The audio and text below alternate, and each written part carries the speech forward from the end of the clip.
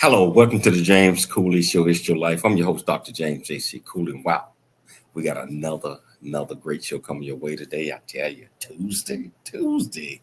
You know, the week is sliding by already because I was still thinking about Sunday. Forgot about Monday, but Tuesday.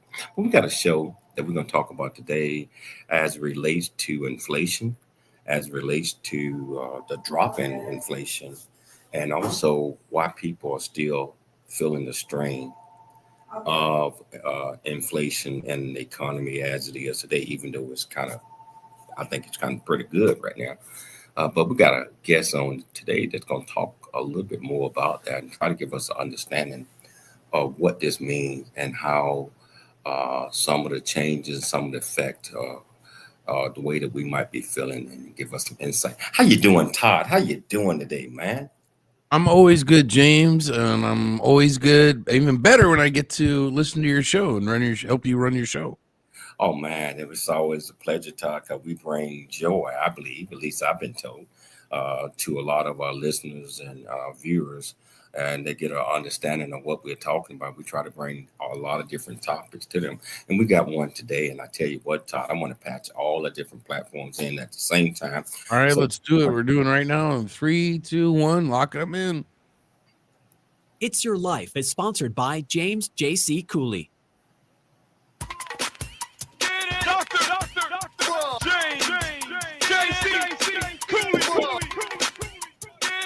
Hello. Welcome to the James Cooley Show. It's your life. I'm your host, Dr. James J.C. Cooley. And wow, we got an absolutely fantastic show coming your way today. We're going to talk about some things that American people are still being, that they feel affected, even though inflation says it's down. I think it's right around 2.4, something like that. But a lot of people are not feeling it.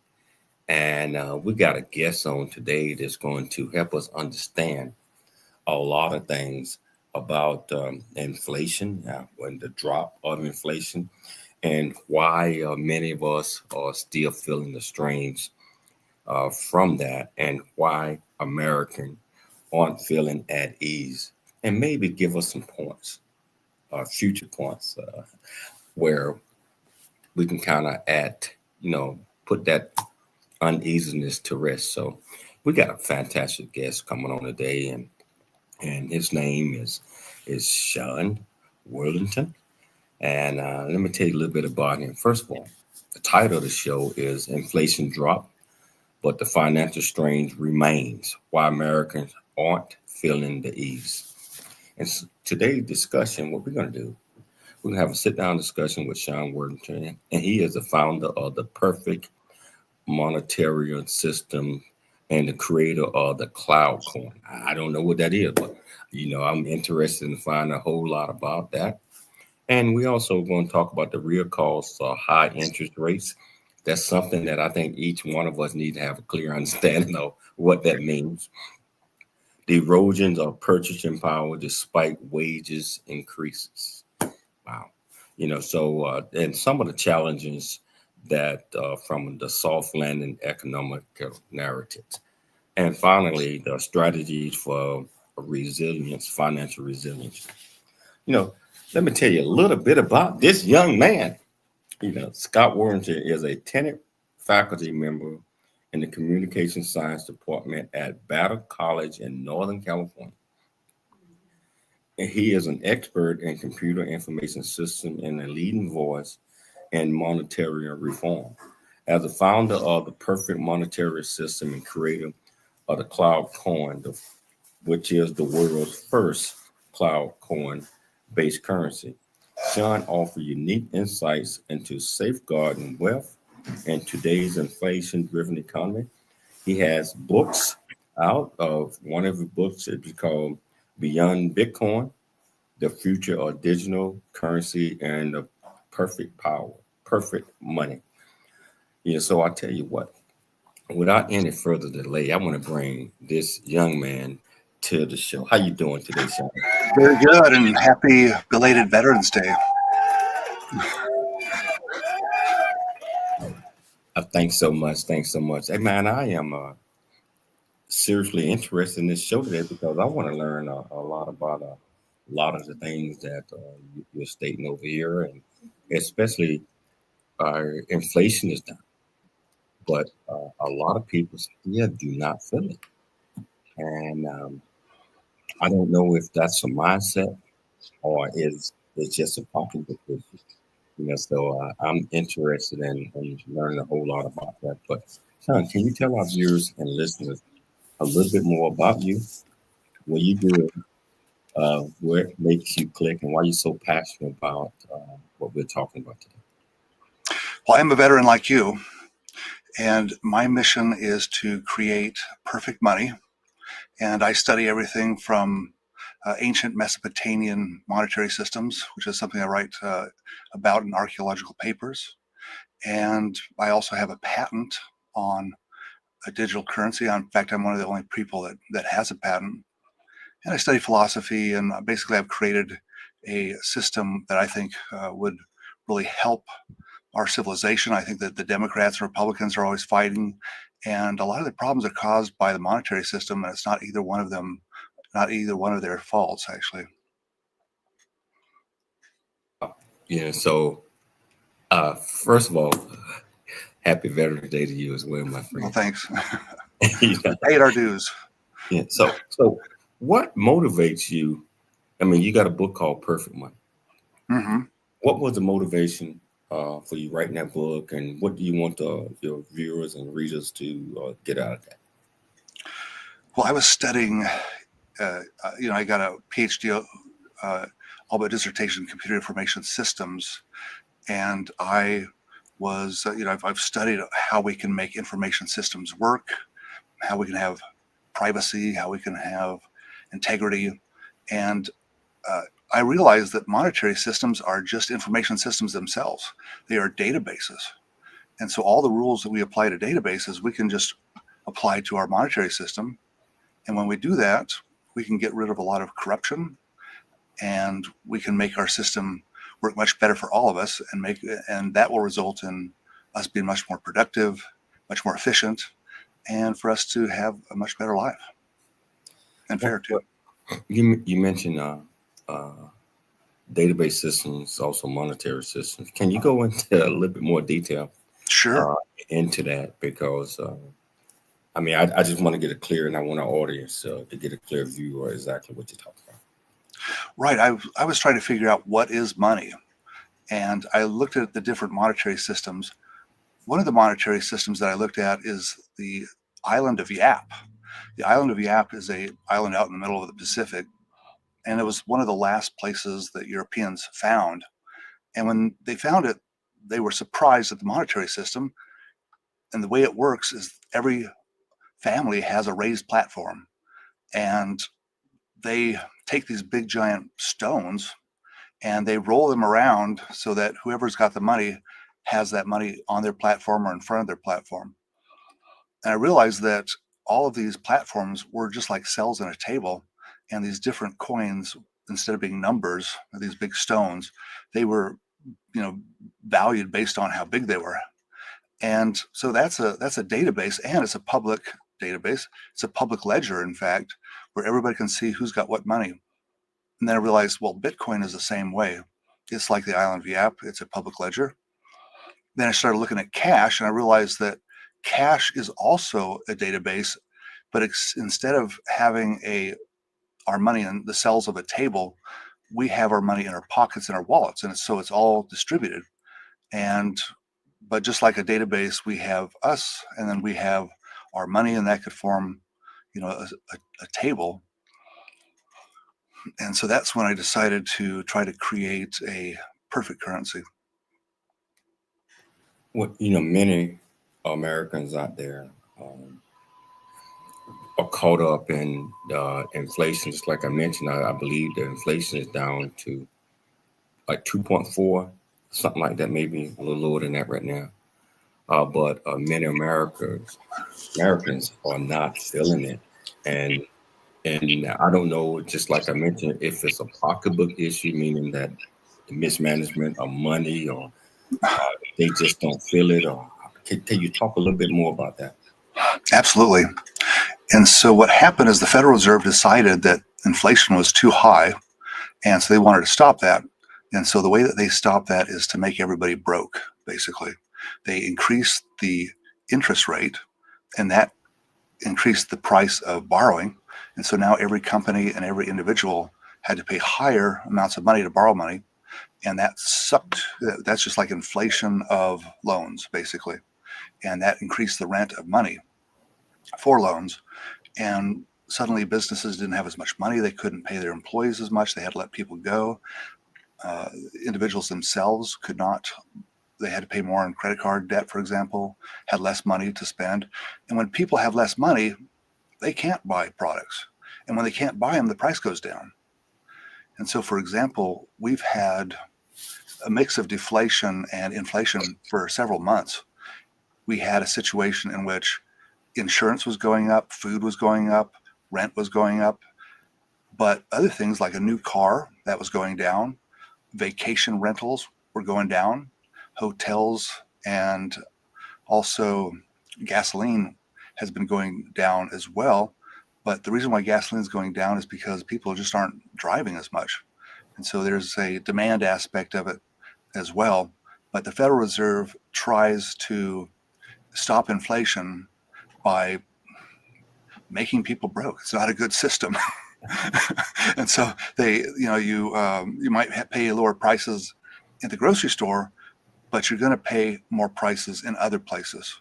And that could be simply your boss not being able to borrow as much money for the company and having to pay less or let people go, or somehow just not spending money, and that's going to affect everybody. Okay, you mentioned a couple of things I'm trying to unpack. That the federal government is the cause of people being broke, and the cost of a lot of the prices. You mentioned prices going down. A lot of things that you mentioned going down. Yes, it's true, but food prices and other things are not going down right now. Yeah, I guess I should say they're going down at a slower. They're not going up as fast. That's what I should say. Oh yeah. So but that's a unique perspective that you have, is that the Federal Reserve, they see this and they deliberately, I think that's what you said, Yes. deliberately is allowing these things to happen to the American people. But I tell you what we got to do is take a station break right now, but we're going to get back, and we certainly going to talk a lot more about this, because it's important that people understand that a lot of things affect the way that they're able to live, the way that they're able to buy things, and their quality of life. So I tell you, if you want to be part of this conversation, whichever platform that you're watching us on, all you have to do is go to that platform, go to the comments, ask any question that you might have, or you can pick up the phone and dial 1-888-344-1170. Again, that's 1-888-344-1170.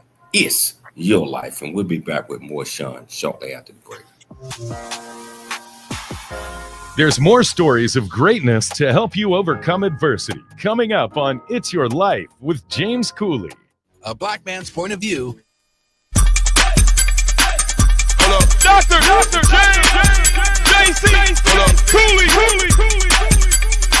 The James Cooley Show. It's your life.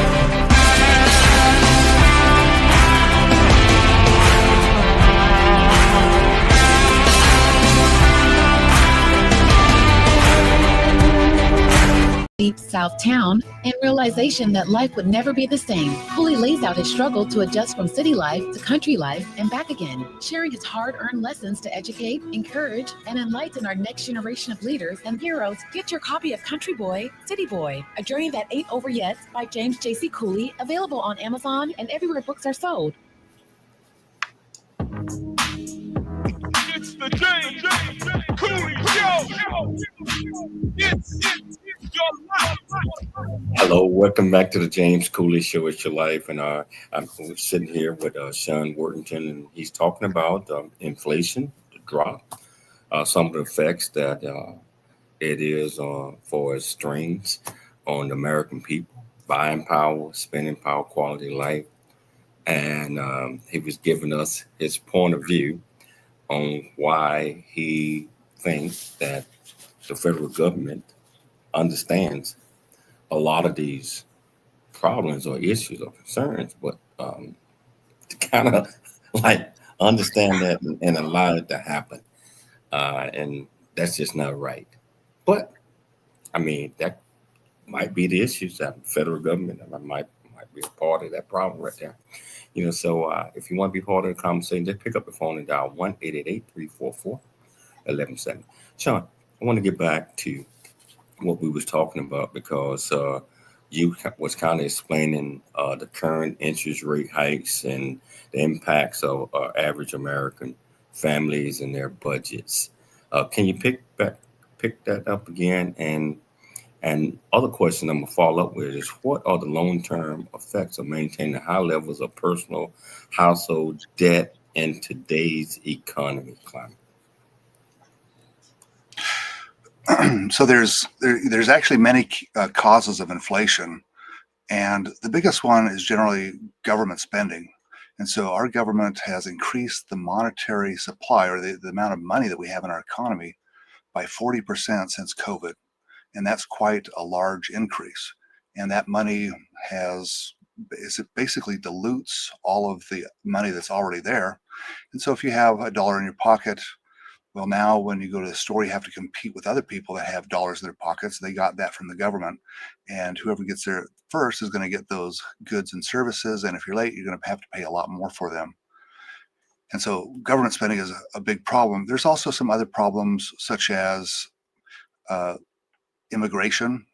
I think that according to the Republicans, we've had 20 million immigrants in the past 4 years since COVID. According to the Democrats, it's more like 11 million. But either way, those people that come over here, they don't have any houses and they don't have any food. And so they're going to put a strain on the housing supply and the food supply, and just about everything, because they're going to need a lot of things that they don't have. And ultimately that might, if they become productive and add to the economy, it might actually be a positive, but at least right now it's a negative. And we also have energy. Energy is something that really costs us a lot of money when it's because it affects everything. And if we have expensive energy, that's going to cause just about every product to go up in cost. Well, you mentioned the immigrants and the 20 million, 11 million, however that might be. Mm-hmm. What are some of the recommendations I'm talking about you might have on how the government or we all as people can control the costs, but also have a plan to help some of the folks that are coming in from other countries, because I believe that America is a land of immigrants. And in order for us to strive, in order for us to survive in a lot of different ways, we do need immigrants in this country. But Absolutely. I agree that they must come in legally in order to cut back some of the issues and problems and the costs. What are your thoughts on that?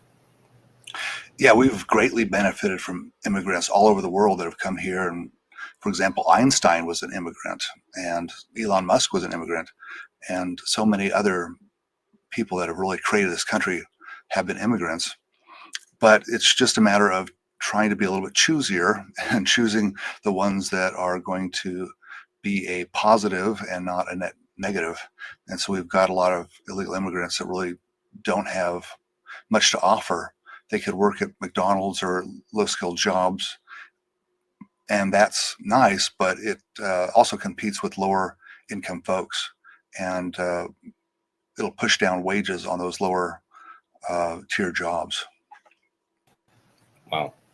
So many households, just like you had mentioned, debt. Debt is an issue.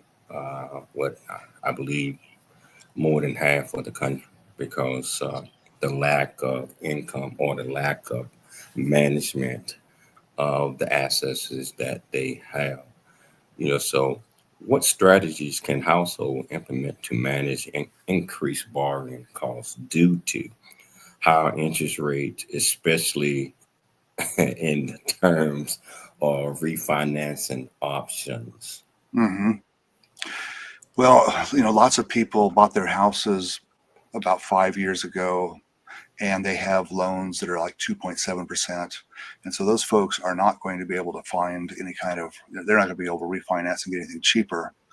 And if, it's possible that if people have a lot of credit card debt, they can consolidate that debt. And that's just kind of a common thing. But the best thing that somebody could do to try to reduce the cost of living is to try to move in with other people and try to form families, and there's lots of people, especially little old ladies, who are living alone in relatively big houses that could actually have lots of people in them. So that's a major cost, and if people can live more efficiently, that would be a big benefit to them, and it would also help the cost of houses go down. Wow. Yeah. So you mentioned little old lady people moving. That's probably not realistic, what you said, because a lot of people like living alone and don't want to share a lot of Absolutely. things that have, so in your opinion, right now, it's hard, extremely hard for young folks to attain home ownership because of the current situation, and I believe the call are not planning for as investments when you reach a certain age, when you're able to put away a little money here, a little money there, and continuously do that. What recommendations would you give our young adults that are out there that are hoping to one day be able to buy their own home? And what recommendations would you tell them that they probably need to start doing now? Well, it's very difficult because the cards are stacked against them. The whole system is stacked against them. And this generation has been really hit with some big problems. And these problems are so bad that it looks like they're not going to be able to form families. They're not going to have children. And so our birth rate is falling. And if somebody is young and they want to get a hold of things, they really have to make a hell of a lot of money. And that means they have to work very hard. They have to do all the right things, get the right jobs, and somewhat be lucky. The people that are doing well, the young people that are doing well because of their parents. And so instead of having a meritocracy in which those people who deserve the money the most or deserve to be rich the most, now we're getting into a heritocracy in which people that have rich parents are much more likely to do well than everybody else. Well, what recommendation would you give? I mean, everybody don't have rich parents, and a lot of people are self-made or can be self-made if they start planning now. I'm sorry. So the biggest payback return on investment is education. And you don't just want to get educated. You want to have a plan. You want to know where you're going to work, how much you're going to get paid. So everybody should absolutely shop around, figure out what is their career, what they want to do, and then get that education at a price that makes sense. They can look at the jobs of the future, AI, robotics, electronics. The trades seem to be doing pretty good. So they really need to choose a career wisely. And so that's what they can do themselves. There's a lot of things that we can do as far as public policy, but they're going to get taxed, and they're going to have to pay huge college fees and end up with huge debt. They're going to have to compete with other people in order to buy houses. And so the houses are going up in value for lots of reasons, including the interest rates that are going up, including illegal immigrants or just immigrants in general. And also, when we take a look at like that little old lady who doesn't want to live with anybody, well, in the past, like if we went back 100 years, when you got old, you tended to have to live with your children because there was no Social Security and you were going to be basically destitute. And that situation has completely changed. Now the older people are much richer than everybody else, and they have assets like houses that are paid for generally. And that's just, very different from the way it was in the past. Wow. I tell you what, hold that thought. We're going to take a station break. But we're going to come back. We're going to pick it up. We got so much more we're going to talk about. And if you're just not tuning in, we're talking about inflation, the drop, and why people are still feeling the strain of not being able to provide to the way that they want to. So I'll tell you what, you want to be part of the conversation? All you have to do is just pick up the phone, dial 1-888-344-1170. Or you can go to the platform that you're watching us on, go to the comments, ask any question that you might have. I promise you we'll get you an answer. It's your life, and we'll see you shortly after the break. There's more stories of greatness to help you overcome adversity coming up on It's Your Life with James Cooley. Craving a slice of Chicago right here in Temecula wine country? Then dive into legendary Chicago deep dish style pizza at Rosati's Pizza Pub. Piled high with gooey cheese, rich tomato sauce, and your favorite toppings, Rosati's delivers the taste of the Windy City right to your table or front door. Enjoy the cozy pub atmosphere and an impressive selection of Temecula wines. Come on down to Rosati's Pizza Pub for your slice of Chicago right here on Rancho California Road, or order online at myrosatis.com. Rosati's, where Chicago deep dish pizza meets Temecula charm. Really get a chance to know who you are. And once you know who you are, you truly know who you are, love who you are. Love who you are. You're a masterpiece. Love who you are. Love who you were born to be. Love me some me. That's what I'm talking about. When you leave high school, you gotta know today or tomorrow, or hopefully today, what your plans are. Hopefully, there is no bad decision unless there is no plan. Create, collaborate, commit with confidence. Commit with what? Commit with what? In everything that you do. Noah Dingley here, producer of The James Cooley Show, It's Your Life. And the new audio version of James' book, Country Boy, City Boy, A Journey That Ain't Over Yet, is a must-have. James shares his true life story of struggle and success in America. It's both a cautionary tale and a roadmap to achieving the American dream. Get the new audio version of Country Boy, City Boy, A Journey That Ain't Over Yet by James Cooley on Amazon.com or wherever audiobooks are sold. Let's go! It's the James Cooley Show. It's your life.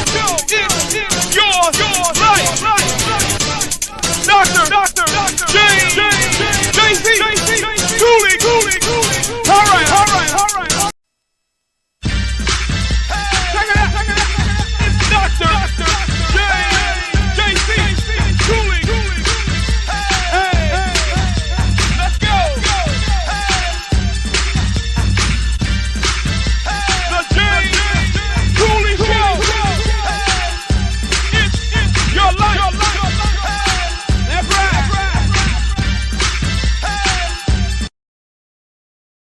And more impactful life awaits you. Get the new audio version of his book, Country Boy, City Boy, A Journey That Ain't Over Yet by Dr. James Cooley on Amazon or wherever books are sold. Let's go. It's the James Cooley Show. Hello, welcome back to the James Cooley Show. It's your life. And I tell you what, sitting back here enjoying this conversation that I'm having with Mr. Sean Worthington. And also, he's bringing up a lot of things that I think that are so important to all of us, especially when it comes to understanding inflation, understanding wages, understanding what it's going to require for us to, I like to always say, kind of move forward and get ahead. But it requires some insight on understanding what that requirements are. And so he's just going over a lot of different things that I think are just so helpful for all of us. And Todd, what are your thoughts so far? Oh, great show. Sean is putting everything in plain English. I went to San Diego's public schools, so I'm still learning about economics. So great show. I'm loving it. Oh, absolutely. Economics, I think, is something that need to be taught. And Sean, you brought up education. Education is not always through the traditional route, and it's not always through 4 years of college. I believe that a lot of these things, as far as jobs, the way the world is today, AI, IT, and all the things that you and I are doing for Yes.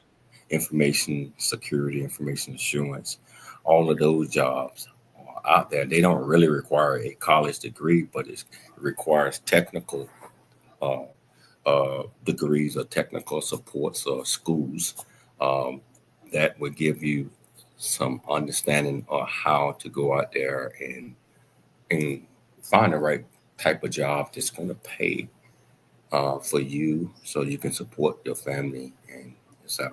So my question to you, Sean, is how do you assess the disparity between nominal wages increases and actual cost of living? What does that mean for a family trying to get ahead today? I mean, the wages are up, as we know, you know, and but the cost of living is up, as we know. Hmm. How? What is your recommendation on how to combat that issue? Well, so there's what we're facing this government mostly printing up money. I think we printed up $3 trillion last year alone, and that's so our budget is the amount of taxes we bring in is 4 trillion, and we spent 7 trillion, and 1 trillion of that was just on Social Security. And what that does is it corrupts the database. People get money that haven't created any value for anybody. And so usually somebody creates some value, and we give them a token, a dollar, that proves that they created some value and that they deserve some kind of value back.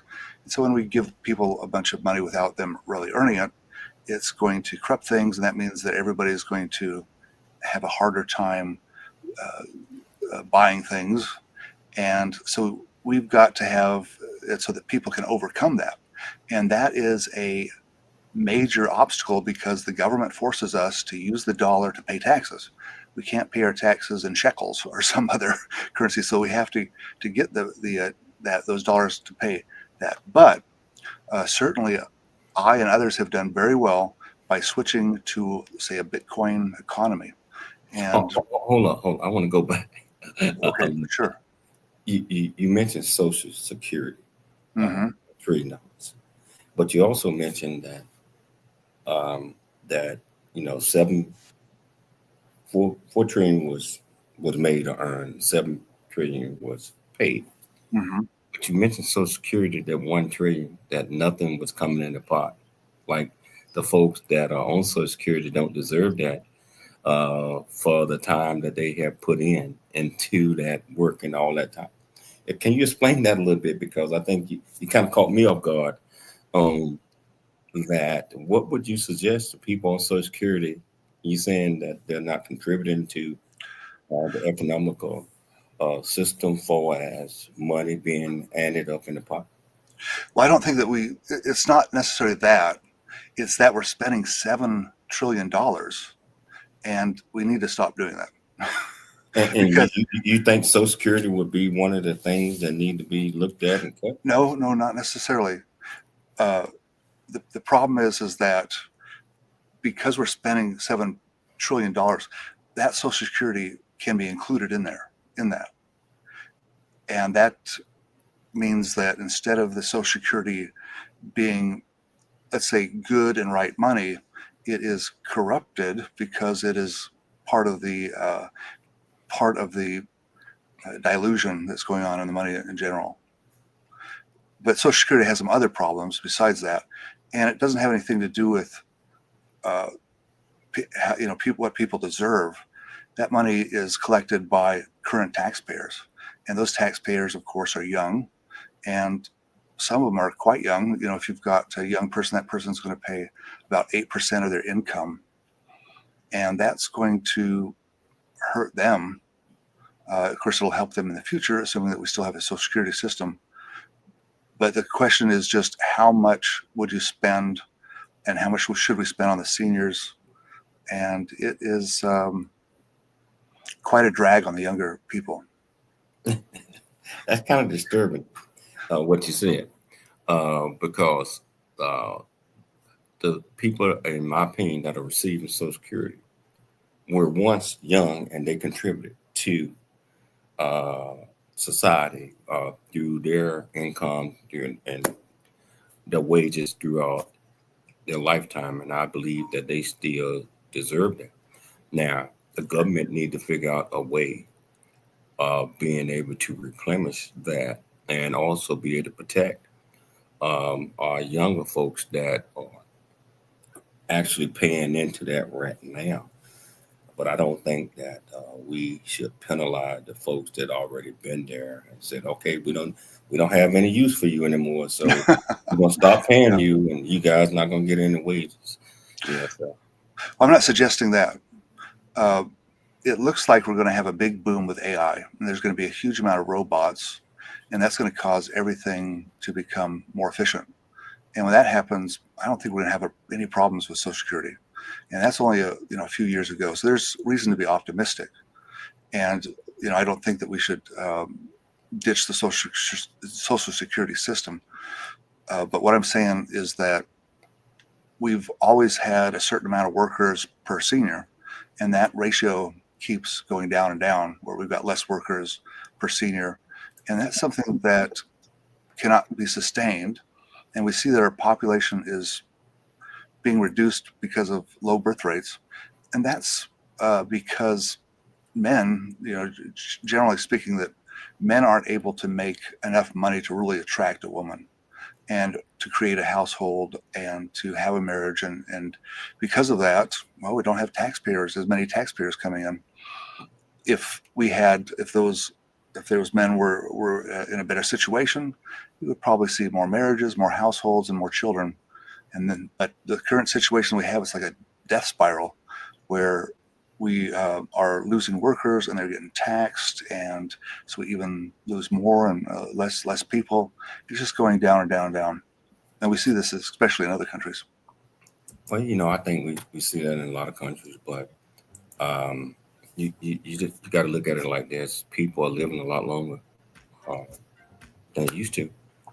That's right. And I think that the government, everyone, that need to go back and just relook at things and try to figure out how they can replenish and make sure that there will be enough money for the Social Security system and also the people that are going to be coming into that program. We're going to take a station break right now, Sean. All right. We're going to come back and we're going to pick it up because this is a very interesting conversation. And we're going to come back and talk about your book a little bit more and talk about the soft landing of the economy that you brought up earlier. So I tell you, if you want to be part of this conversation, all you have to do is go to the platform that you're watching us on, ask any comments that you might have, or pick up the phone, call Todd at KCBQ, AM 1170 Answer, FM 96.1. The phone number is 1-888-344-1170. Again, that's 1-888-344-1170. It's your life, and we'll see you shortly after the break. There's more stories of greatness to help you overcome adversity coming up on It's Your Life with James Cooley. A Black Man's Point of View is the newest Amazon. Dr. James J.C. Cooley. That's right.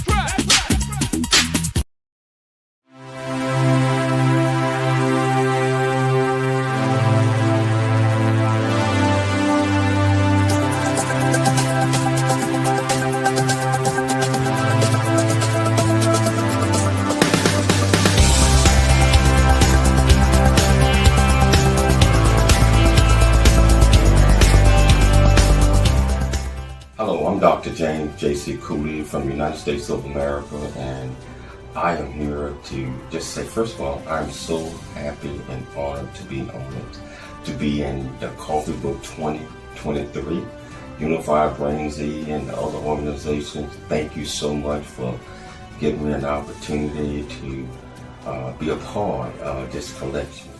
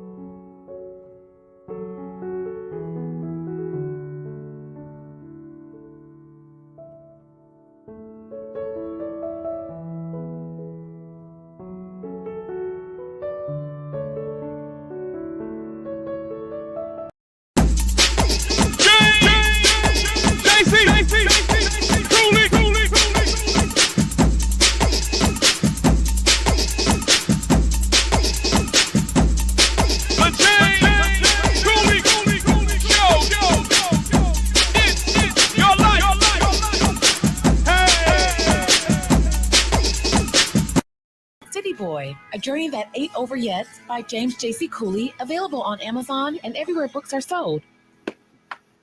Craving a slice of Chicago right here in Temecula wine country? Then dive into legendary Chicago deep dish style pizza at Rosati's Pizza Pub. Piled high with gooey cheese, rich tomato sauce, and your favorite toppings, Rosati's delivers the taste of the Windy City right to your table or front door. Enjoy the cozy pub atmosphere and an impressive selection of Temecula wines. Come on down to Rosati's Pizza Pub for your slice of Chicago right here on Rancho California Road, or order online at myrosatis.com. Rosati's, where Chicago deep dish pizza meets Temecula charm.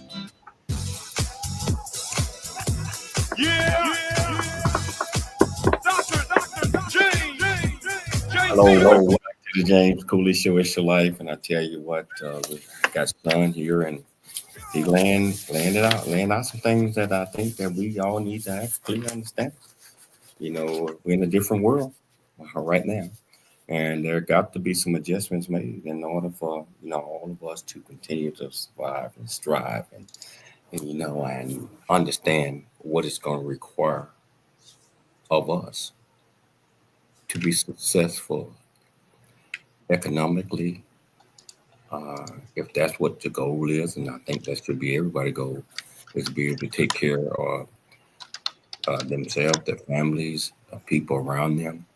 And there's certain indicators that Sean is going to talk about right now, as it relate to having an understanding of certain things, certainly the economy, and we mentioned earlier a soft landing, for as the economy, and when most of the professionals have wrote it off that we was going to have inflation that was going to be skyrocketing and et cetera, but didn't happen that way. And so, Sean, what are your thoughts? And I know you have mentioned soft landing as it relate to the economy, and it did have a soft landing. What are your thoughts on how the American people, the economists, could continue to contribute toward making sure that we don't go in a recession, that we continue to blossom? Well, it all comes down to productivity and efficiency. And if we can, like I said, create those AI robots, then we can become, more productive, and that will take care of the problem. And there's lots of things that are known to affect productivity. And one of them is government spending. And so the government can spend money, and, for example, the government spent $93 billion trying to put a rocket on the moon. And Elon Musk and his SpaceX, they can do the same thing for about $3 billion. So that's quite a difference. And in fact, the government often changes the way people behave. Like we might want our people to build houses, and we want to have the copper that goes in the wiring, and we want all the appliances. But instead of building that, we might build solar panels, or maybe windmills in the plains, and that might be productive, but it might not be. It might be that it would be better just to build houses and let the market go on its own. So anything that we can do to reduce government spending and make government more efficient, in fact, make anything more efficient, is going to be a big help. Often that's done by reducing regulations, where we try to allow the companies to have more freedom so that they can choose to be more efficient. We also have taxes. And so taxes turns out to be something that really changes the way people behave. And monetary systems, the reason why they're there is so that we can have prices. And so when I want to go get a job, I can take a look at the job market. I can see which job pays the most, and I can pick that one. That's the one I'm going to be the most productive. I wouldn't know that if we didn't have a monetary system and prices. And the same thing about when we go to the store and we buy eggs, we want to buy the most efficient eggs, but they all look the same. So how do you know? Well, we judge by prices. And so by having good money, we can improve our efficiency and our productivity and become more wealthy and prosperous. Wow. Okay. I want to switch a little bit. Bitcoin and your currency.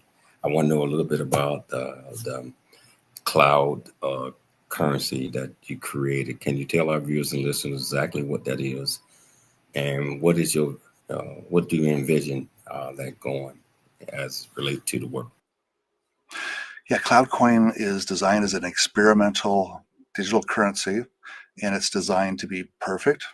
And what that means, it means a lot of things, but one of the things it means is 100% privacy. And so the way it works is that I've got a file, and that file has a serial number, and it's got a bunch of authenticity numbers, as we call them. And this is a CloudCoin, and it's cash, except instead of being on paper, it's in a file on your computer. If I give you that file, now you've got all the passwords, and anybody with the passwords can change them. So you go up to this big array of all these servers and you change the passwords, and now you're the new owner because you're the only one that has those passwords. And so this system happened, you didn't have to log in, you didn't have to download any software, and it was 100% private. Nobody knew that it was you. You didn't have any fees. It was lightning fast and used very little electricity. So that tells you a little bit about CloudCoin. Wow. Okay. Yeah, so I guess it's an experiment because it's not in effect right now. Bitcoin is, but cloud. So what is your vision? Do you see this as the government buying on to your plan? How you plan on implementing this? Well, the idea is that it would be a wild currency, not controlled by a government, and it would be like Bitcoin, in which has no control. It's got something called data supremacy, which means it can't be brought down.